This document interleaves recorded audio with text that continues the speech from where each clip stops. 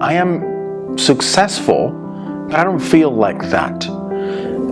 I have the house, I have the cars, I have the PhD or the master's. I have that which I looked for and thought the answer was going to be in. But I'm still not feeling quite alive.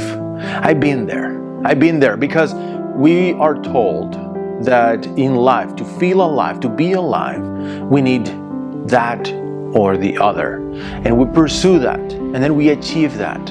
And somehow it feels even worse because now we don't even know where to go or what to do next. And that's because we are wired to have life within.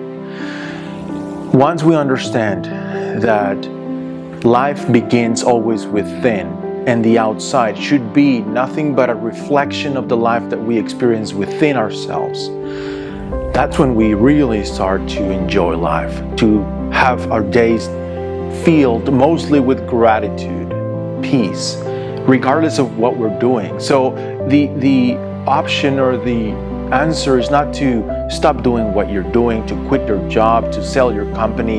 That's not really the answer. The answer is to start to work within yourself so that once you find that spark of life, you start to allow that to go towards the outside. So you don't have to change the outside as long as you're changing the perception of who you are, because that's actually one of the first questions that I like to ask my clients. Who are you? And a lot of times we immediately go towards a label. I am a doctor, I'm an engineer, I'm a teacher, I'm a mother, I'm a father. And the problem with that is that a label always has a beginning and an end, where we have to rebuild ourselves.